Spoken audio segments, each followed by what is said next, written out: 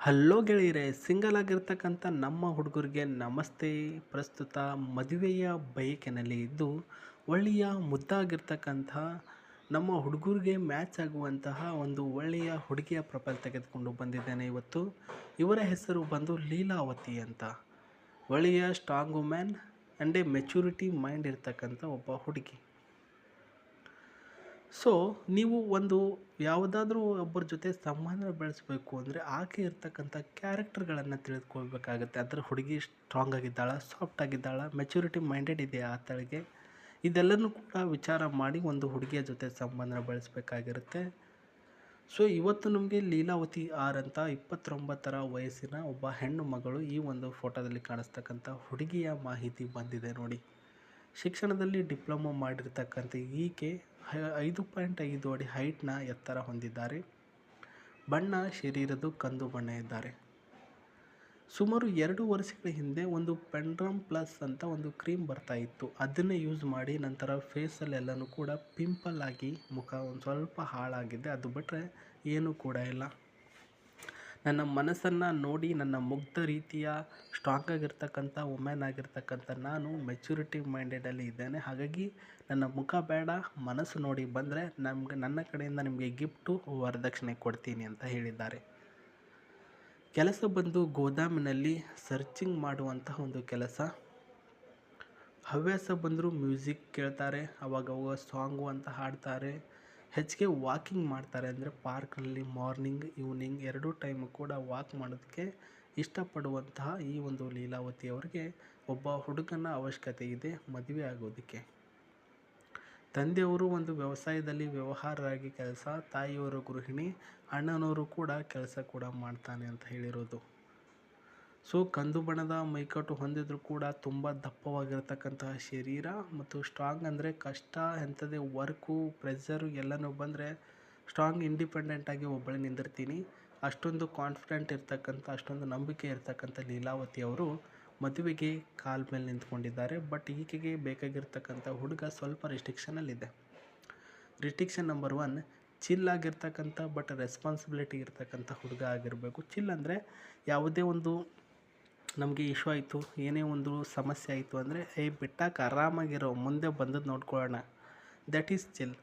ಆ ಒಂದು ಚಿಲ್ಗಳಿಗೆ ಸಂಬಂಧಿಸಿದಂತಹ ಹುಡುಗ ಆಗಿರಬೇಕು. ರೆಸ್ಪಾನ್ಸಿಬಿಲಿಟಿ ಜಾಸ್ತಿ ಇರಬೇಕು. ರೆಸ್ಪಾನ್ಸಿಬಿಲಿಟಿ, ಇದು ನನ್ನ ಒಂದು ಜವಾಬ್ದಾರಿ, ನನ್ನ ಒಂದು ಮನೆ, ನನ್ನ ಸಾಂಸಾರಿಕ ಜೀವನ ಇದೆ, ಇದರ ಒಂದು ರೆಸ್ಪಾನ್ಸಿಬಿಲಿಟಿ ನಂದು ಅಂತ ಹೆಗಲ ಮೇಲೆ ತೆಗೆದುಕೊಂಡು ಮಾಡುವಂತಹ ಒಂದು ರೆಸ್ಪಾನ್ಸಿಬಿಲಿಟಿ ನಿಮ್ಮ ಹತ್ರ ಇರಬೇಕಂತೆ. ನಿಮ್ಮ ವಯ 31ರ ಒಳಗಡೆ ಇದ್ದರೂ ಕೂಡ ಬೆಟರ್. ಪ್ರಸ್ತುತ ಅಡ್ಜಸ್ಟ್ ಮಾಡ್ಕೊಳ್ತೇನೆ, ಬಟ್ ಕಂಡೀಷನ್ಸ್ ನಂಬರ್ 1, ಪ್ರಸ್ತುತ ನೀವು ನನಗೆ ಒಳ್ಳೆಯ ರೀತಿಯ ಪ್ರೀತಿ ಮತ್ತು ಒಳ್ಳೆಯ ರೀತಿಯ ಕೇರ್ ಮಾಡಬೇಕು.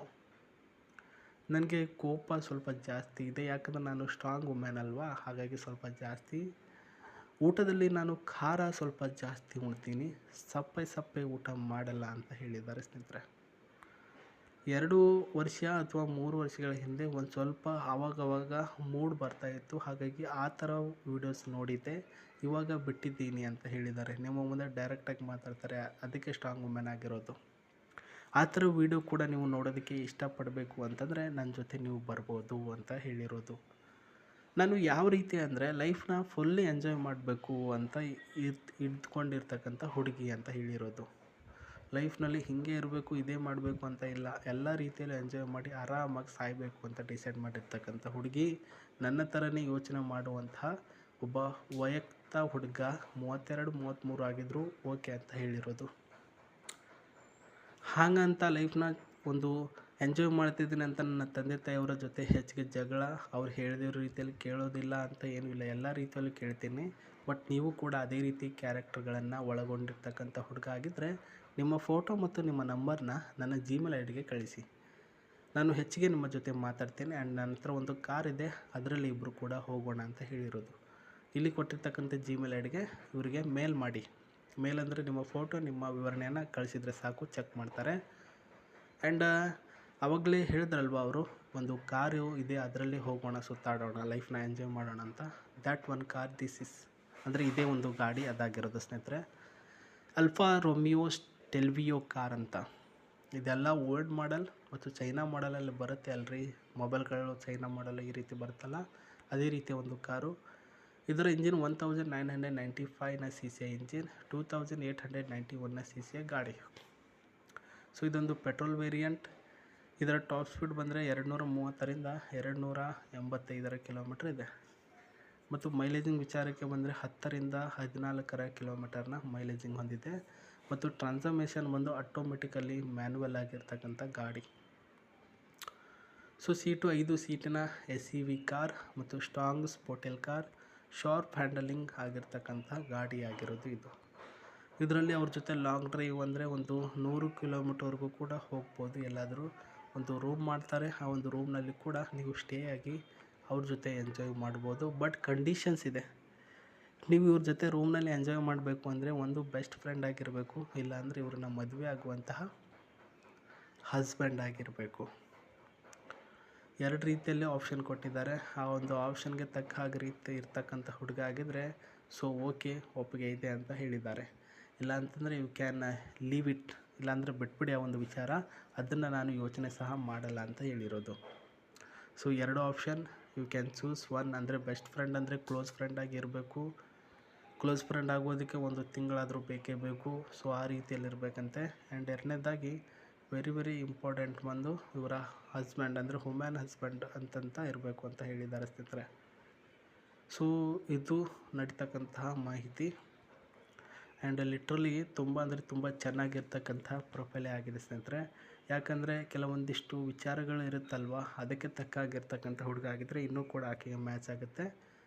ಈ ಕಡೆ ನಾವು ನೋಡೋದಾದರೆ ಈ ಒಂದು ಗಾಡಿಯ ಸೀಟು, ಇವಾಗ ಲಾಂಗ್ ಡ್ರೈವ್ 100 ಅಥವಾ 200 ಕಿಲೋಮೀಟ್ರ್ ಹೋಗ್ತಾ ಇರ್ತೀರಲ್ವ, ಅದಕ್ಕೋಸ್ಕರ ಇಲ್ಲಿಯ ಒಂದು ಗಾಡಿಯ ಸಿಸ್ಟಮ್ ಮತ್ತು ಕಂಫರ್ಟಬಲ್ ಸಿಸ್ಟಮ್ನ ನಾವು ನೋಡಿದ್ರೆ ಸ್ವಲ್ಪ ಖುಷಿ ಆಗುತ್ತೆ. ಅದಕ್ಕೋಸ್ಕರ ತೋರಿಸ್ತಾ ಇದ್ದೀನಿ.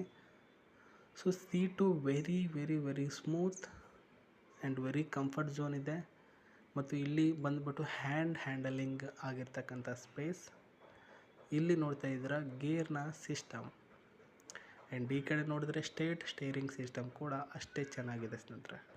ಒಂದು ಸಾಂಗ್ನ ಪ್ಲೇ ಮಾಡಿ ಅಥವಾ ಟಿ ವಿನಲ್ಲಿ ಅವರು ಯಾವ ವಿಡಿಯೋ ಅಂತಂದರೂ ಆ ರೀತಿಯ ವಿಡಿಯೋನ ಹಚ್ಚಿಬಿಟ್ಟು ಲಾಂಗ್ ಡ್ರೈವ್ ಹೋದರೆ ಎಷ್ಟೊಂದು ಸಖತ್ತಾಗಿರುತ್ತೆ. ಅವರು ನೀವು ಒಳ್ಳೆಯ ಮನಸ್ಸು, ಸ್ಟ್ರಾಂಗ್ ವುಮೆನ್ನು, ಗಟ್ಟಿಯಾಗಿರ್ತಕ್ಕಂಥ ಸಖತ್ತಾಗಿರ್ತಕ್ಕಂಥ ಶರೀರದ ಮೈಕಟ್ಟು, ಜಸ್ಟ್ ಇಮ್ಯಾಜಿನೇಷನ್ ನೀವು ಕಲ್ಪನೆ ಮಾಡ್ಕೊಳ್ಳಿ, ಅದು ಎಷ್ಟರ ಮಟ್ಟಿಗೆ ಸಕ್ಸಸ್ ಆಗುತ್ತೆ ಅಂತ ಮುಂದೆ ನೋಡಿ ಅಂತ ಹೇಳ್ತಾ, ಇದೇ ರೀತಿ ಹೊಸ ಪ್ರೊಫೈಲೊಂದಿಗೆ ಸಿಗ್ತೀನಿ. ನಿಮ್ಮ ಬಯೋಡಾಟಾ ಅವರ Gmail ID ಗೆ ಕಳಿಸೋದನ್ನು ಮಾತ್ರ ಮರೆಯೋಕ್ಕೆ ಹೋಗಬೇಡಿ. ನಮಸ್ತೆ.